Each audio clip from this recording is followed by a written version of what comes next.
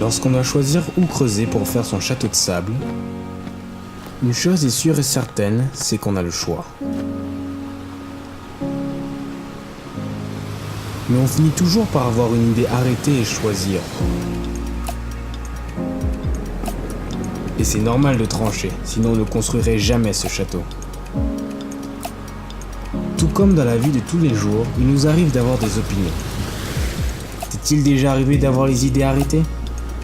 C'est-à-dire que parmi toutes les solutions possibles, tu es persuadé que tu es la meilleure qui soit.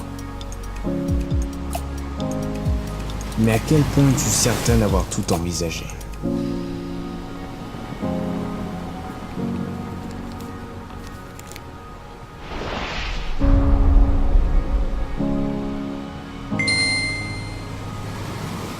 Salut. Alors, j'ai essayé de réfléchir à quel point je ne connaissais rien au monde et je voulais partager ça avec vous. Donc, n'hésitez pas à balancer vos retours parce que j'aimerais vraiment avoir votre avis sur la question. Je veux dire, dès qu'un point vous dérange, vite faites-le moi savoir. C'est très important. Alors pour ça, je vais partir d'un principe très simple. Il y a 7 milliards d'habitants sur Terre, ok ? Et chacun avec sa propre vision du monde. Chacun avec sa vision différente du monde. Et je vais partir du principe que tout le monde a sa vision différente. C'est-à-dire que pour un thème donné, si on prend toutes les petites nuances possibles et inimaginables, il y aura forcément un moment où deux personnes seront en désaccord. Et je pense qu'on peut l'affirmer parce que même au sein de partis politiques qui sont des personnes au final réunies avec la même opinion, il y a souvent des désaccords entre eux. Pour faire cette étude, prenons les personnes avec une vision de la réalité, c'est-à-dire des personnes avec plus de 3 ans, on va dire. Et on va enlever ceux qui ont une vision altérée de la réalité, que ce soit par leur âge ou leur maladie. Disons que nous sommes 4 milliards d'êtres à avoir une vision de la réalité sur Terre. Bordel, ça fait déjà beaucoup. Rien que là, en ayant un avis tranché, on fait une croix sur 3 milliards 999 millions 999 999 d'avis possibles. Bordel. Mais pas que. Si deux personnes parlent entre elles d'un sujet, un troisième avis peut émerger. En effet, lorsque deux personnes différentes parlent d'un sujet, un troisième avis peut apparaître, composé des avis des deux personnes qui étaient là avant. Et donc en prenant 4 milliards de personnes, il y a énormément de combinaisons de deux personnes possibles. Quand je dis énormément, c'est beaucoup de combinaisons possibles. Mais je vais donner les chiffres plus tard. Retenez tout simplement quand lorsque vous avez votre avis et vous parlez à une personne, le résultat final n'est pas 2 avis différents, mais 3 avis qui sont apparus. Votre avis, l'avis de la personne et l'avis complémentaire des deux. Oui, là on peut dire 1 + 1 = 3. En d'autres termes, en laissant la porte ouverte à d'autres avis, vous obtenez bien plus que ce à quoi vous auriez pu vous attendre. Et je pense que tu vois où je veux en venir. On peut combiner 3 personnes, 4 personnes, 5 personnes, même 4 milliards de personnes. Bordel. Alors reprenons. Lorsque tu rencontres une personne, tu as 3 avis qui émergent. Lorsque tu rencontres une troisième personne, tu peux comparer son avis avec le premier avis, le deuxième avis et le troisième avis. Mais tu peux aussi te construire un avis qui regroupe les 3 avis des 3 personnes différentes. C'est un bordel. Pour faire une comparaison simple, c'est comme si toi, tu regardais au travers d'une fenêtre comme ça. Et lorsque tu compares ton avis avec l'avis d'une autre personne, c'est comme si à la fin, vous regardiez tous dans une fenêtre plus grande composée des fenêtres de chaque personne au début.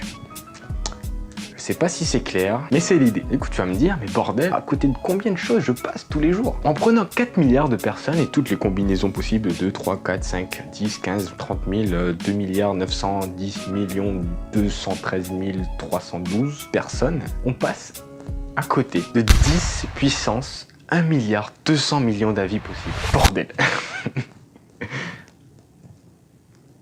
Bordel. Pour info, je sais que ce chiffre est vraiment énorme. Pour vous donner un ordre d'idée, on estime qu'il existe dans l'univers 10 puissance 87 atomes. Si on avait la possibilité de comparer nos avis avec tout le monde, on aurait 10 puissance 1 milliard 200 millions d'avis possibles. Bordel de bordel. Pour faire vraiment très simple, à partir du moment où on a un avis tranché sur quelque chose, eh ben on passe à côté de tout ça. Ça veut dire qu'il y a certaines choses qu'on n'a même pas imaginé possibles, mais auxquelles on a déjà fermé la porte avec notre avis tranché. Je crois que c'est pas fini. Des fois, en prenant une personne qui grandit au cours de sa vie, même sans discuter avec d'autres personnes, elle change d'avis, toute seule. Que ce soit par son expérience personnelle, par exemple, ou je ne sais pas. Peu importe. Il peut arriver qu'une personne, sans confronter son avis avec quelqu'un d'autre, change d'avis. Attention, gros bordel. Ah, on va dire à un instant T, on a 10 puissance 1 milliard blablabla d'avis possibles.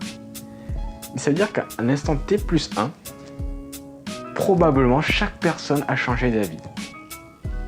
Et donc, il y a 10 puissance 1 milliard blablabla nouveaux avis qui naissent. Ça fait vraiment beaucoup. Alors, évidemment, ça fait vraiment beaucoup. Et même pour dire qu'il y a des solutions que vous n'avez même pas imaginé que ce serait possible d'imaginer qu'elles soient imaginables. Mais je vais quand même nuancer mon propos. Parce que ça sous-entend faire, chaque fois qu'on parle à quelqu'un, on est capable de faire toutes les connexions en même temps possible, que chaque fois qu'on rencontre une personne, on fait la connexion avec tout ce qu'on a déjà rencontré, etc.